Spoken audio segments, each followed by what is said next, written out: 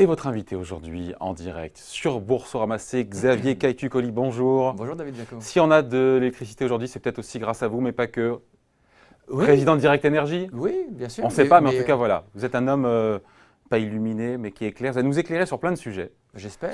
Direct Énergie, pour celles et ceux qui ne connaissent pas, numéro 3 du marché français de l'électricité, c'est 2 millions de clients, c'est ça? Un petit peu plus, 2 millions 100 2 000 millions clients. 100 000, soyons précis, Ouais. 2 millions 100 000. 80% de vos clients sont des particuliers, 10% des entreprises, il y a aussi des collectivités locales, publiques. Mais le gros du chiffre d'affaires, ça vient quand même des entreprises, évidemment. Oui, la moitié des volumes d'énergie que nous vendons à nos clients sont vendus aux clients entreprises, mais on acquiert, je vous disais 2 millions 100 000 clients, on acquiert 4 000 nouveaux clients tous les jours, puisque les Français le savent peu. Mais tout le monde a le droit de choisir son Seul un fournisseur Français sur d'électricité et deux de le gaz. sait, c'est ça. Oui, D'après un on sondage. est 13 ans après l'ouverture du marché. On a créé Direct Énergie. Moi, j'ai la chance d'être l'un des fondateurs de cette belle histoire. On a créé Direct Énergie il y a 13 ans. Juste au moment de l'ouverture du marché aux professionnels à l'époque, 3 ans avant l'ouverture du marché aux résidentiels, eh bien, 50% des Français ne savent toujours pas que tout le monde peut choisir son fournisseur d'électricité et de gaz. Et malgré tout, on arrive à conquérir 4000 nouveaux clients tous les jours. On est assez fiers de ça. Alors la question qu'on se pose, c'est est-ce que vraiment le jeu en vaut la chandelle? Parce que est-ce qu'on est moins cher, est-ce qu'on est vraiment certain de payer moins cher son électricité par rapport évidemment au traditionnel EDF, GDF, l'écart de prix 5-10%, c'est ça? On se dit, est-ce que vraiment pour 5-10%, ça fait la différence vraiment? Parce que c'est fastidieux de changer, non? Non, alors, excusez-moi, mais tout est faux. De la manière dont Pour vous le rétablir la présentez, vérité, hein. puisque, oui, rétablissons la vérité. L'écart de prix en moyenne. L'écart de prix va être de 5 à 12% selon l'offre. Je dis 5 à 10. Je parle de ce que je connais, je parle de Direct Énergie, de 5 à 12% en moyenne sur le kilowattheure vendu au client final. Mais vous avez dit c'est compliqué. Non, c'est extrêmement simple. En quelques minutes, sur Internet, par téléphone, au 3099 si le client veut choisir Direct Énergie, en quelques minutes, on peut faire une bascule. On s'occupe de tout, il n'y a pas de résiliation à faire chez son ancien fournisseur, c'est d'une simplicité absolue, c'est pour ça qu'on arrive à en conquérir de manière significative et régulièrement. Oui, pardon, mais la facture, on aurait pu imaginer la facture baisse de 20 à 30%. Là, on est sur, c'est bien, c'est ça le prix, Ouais. mais 5 à 10%. Voilà, c'est 5 à 10%, et pour au final quelque chose qui est mieux. En euros, ça fait quoi en euros en moyenne? En euros, sur un client qui se chauffe, qui a du chauffage électrique, prenons, Ouais. sur sa facture d'électricité, il va avoir une facture de l'ordre de 1 500 € annuels. Vous voyez, aller économiser sur son électricité 150 € par an, c'est pas mal. Ça fait un bon gueuleton. Voilà, s'il souscrit à nos offres également pour le gaz, voilà, il peut doubler ça. C'est significatif pour le pouvoir d'achat des Français aujourd'hui qui est plutôt mis mal. Mais ce n'est pas tout. Moi, je fais souvent des tweets avec le hashtag moins cher, mais pas que, parce qu'on a l'obligation d'offrir à nos clients des offres Du compétitives. service. C'est du Voilà, service. mais on doit investir sur le service. Et on doit offrir à nos clients un service Et premium. on bouge d'opérateur pour du service. Non, le service, c'est du plus. On bouge d'abord parce que l'offre est compétitive, mais on reste chez son opérateur parce que le service est de qualité. Et nous, depuis 10 ans, on a remporté le prix élu meilleur service client de l'année parce que. Alors, en quoi est-ce qu'il est meilleur? En quoi est-ce qu'il est innovant, votre service? Il est innovant parce que déjà sur l'obligation régalienne, je dirais, de ce qu'on doit offrir à nos clients, leur répondre rapidement au téléphone. Nos clients, en moins de 60 secondes, ils ont un opérateur au téléphone lorsqu'ils veulent nous contacter. Ils ont une facture qui est juste, qui correspond au plus proche à leur consommation. On n'a pas une facture qui est juste quand on va chez EDF, GDF, Engie. Vous savez, la consommation d'électricité, elle est thermosensible. On en consomme plus quand il fait froid que quand il fait chaud. C'est important, quand l'hiver est rude, qu'on sache très vite ajuster la facture du client pour pas qu'à la fin de l'hiver, il se retrouve matraqué avec une énorme facture. Voilà. Donc tout ça, Je confirme, je suis passé par là. Voilà. Chez vous, Donc c'est une série de savoir-faire et de services sur lesquels on a investi, parce que Direct Énergie s'est créé au XXIe siècle avec non pas des usagers, mais des clients. Et c'est ce qu'on a de plus précieux, on en prend soin, et je crois que c'est aujourd'hui largement reconnu sur le marché.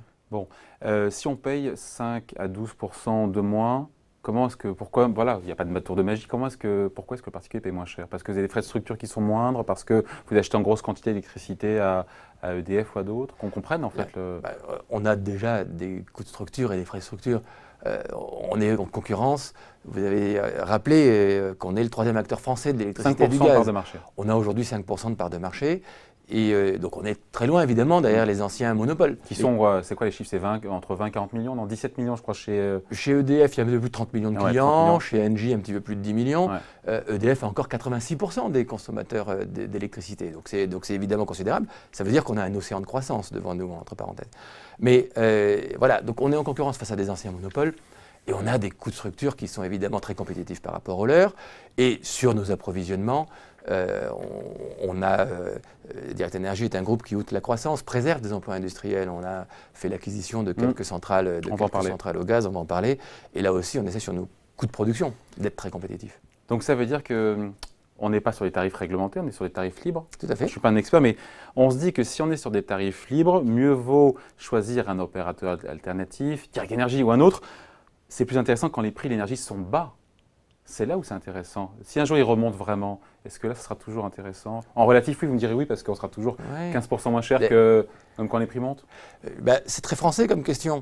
C'est parce que ça traduit un peu la croyance que lorsqu'on n'est pas dans le marché et qu'il y a un tarif réglementé, on pourrait, quand les prix sont hauts, payer moins cher lorsque le tarif est réglementé. Parce qu'il y a la puissance publique qui est là pour dire attendez, on se calme sur les hausses de prix.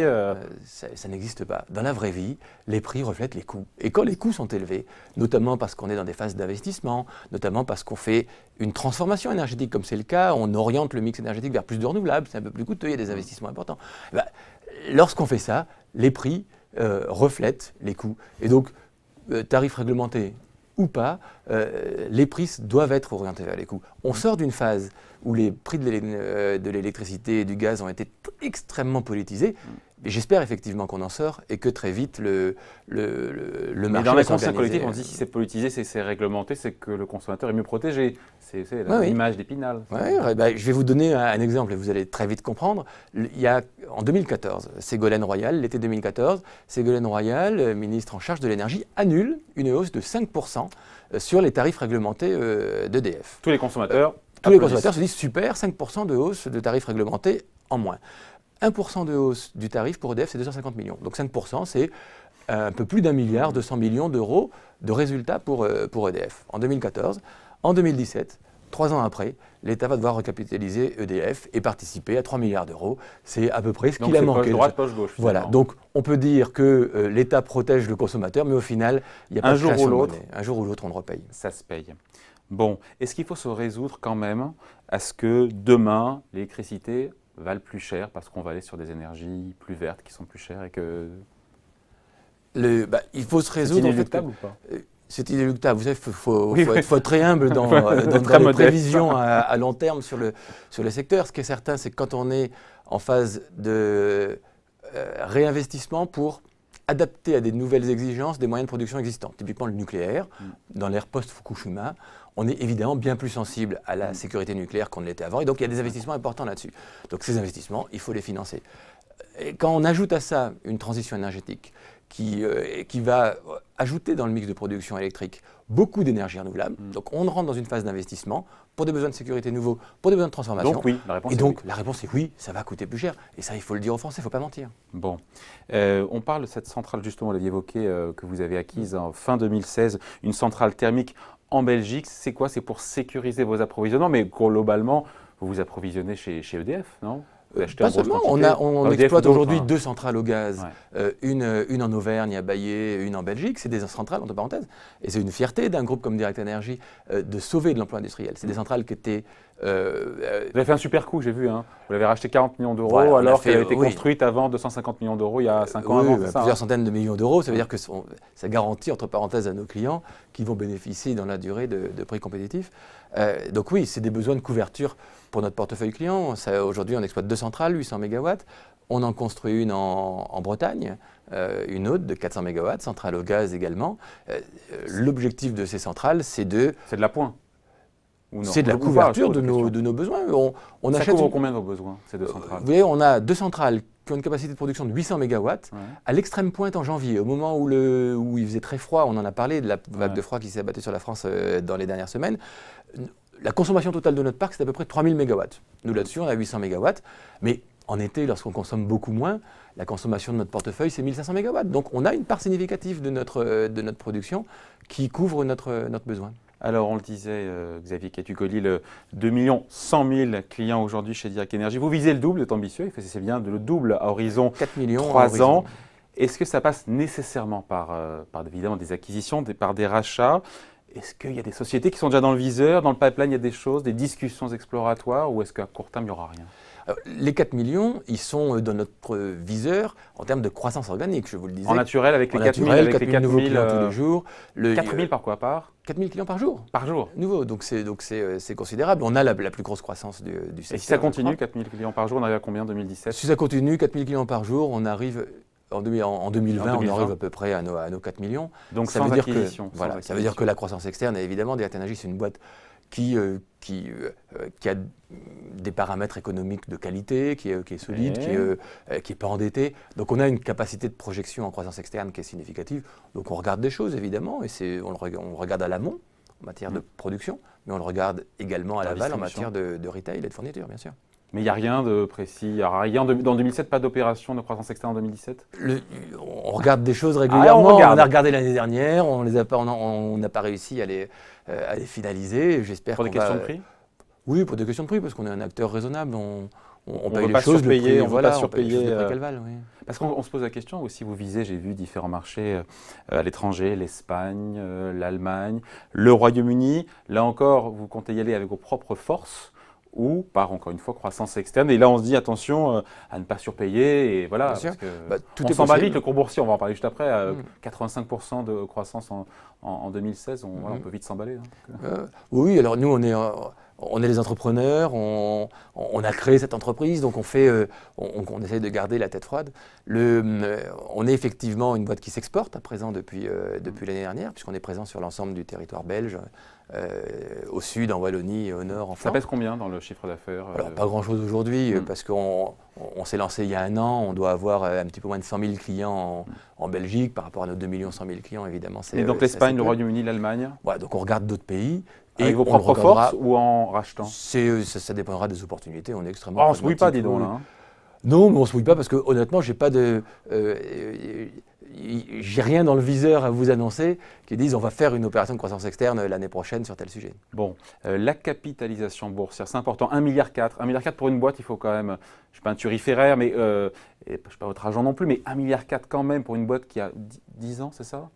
13 ans. C'est une belle histoire en France parce qu'on se plaint souvent, etc. Ouais. On est dans l'autoflagellation. Une boîte qui aujourd'hui a combien de salariés? 420 collaborateurs, voilà, mais qui fait travailler plus de 1000 salariés en France quand même. 1,5 milliard donc ça pèse en bourse, voilà. C'est une belle histoire, c'est juste pour le dire quand même. Oui, mais je vous remercie du coup de nous donner l'occasion de mettre à l'honneur une success story en France. C'est possible en France de se lever un matin, de créer une entreprise.